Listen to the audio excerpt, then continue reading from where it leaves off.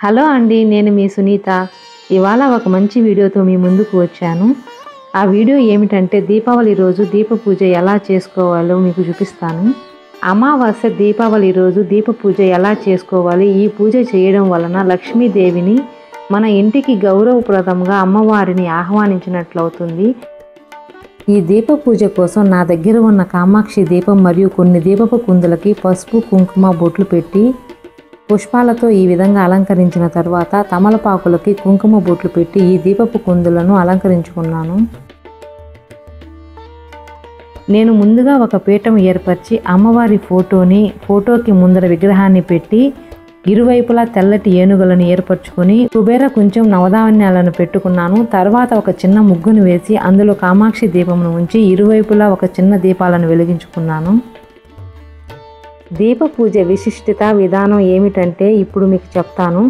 చాలామంది మేము కామాక్షి దీపం పెడతాము, 3 దీపాలు 5 దీపాలు వెలిగిస్తాము, మా సమస్యలు తీరడం లేదు అంటూ ఉంటారు. కొంతమంది దీపాలే పెట్టరు, పూజలు చేయరు, వాళ్ళు బాగా లేరా అంటుంటారు. అది వాళ్ళ పూర్వజన్మ అదృష్టం. ఆ దీపం పెట్టే విధానంలోనే మంత్రం ఉంది. అది ఏమిటంటే సాధ్యం త్రివర్తి సంయుక్తం, అంటే 3 ఒత్తులను కలిపి ఒక ఒత్తిగా వేసుకోవాలి. ఆ ఒత్తులు తూర్పు ముఖంగా వెలిగించాలి.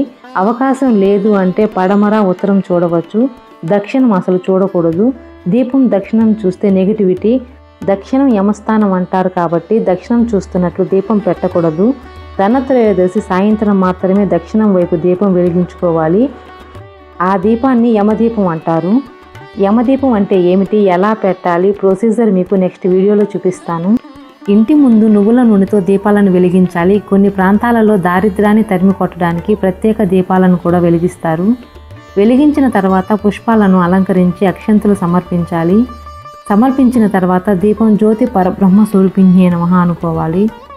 దీపం జ్యోతి సాక్షాత్తు ఆ శ్రీ మహాలక్ష్మీదేవిగా భావిస్తారు కాబట్టి ఈ దీపావళి అమావాస్య రోజు ఈ విధంగా మీకు వీలున్నంతగా ఈ దీప పూజను చేసుకోండి. ఆ శ్రీ మహాలక్ష్మి అనుగ్రహం మీకు తప్పక కలుగుతుంది. ఈ వీడియోకి ఒక లైక్ చేసి సపోర్ట్ చేయండి.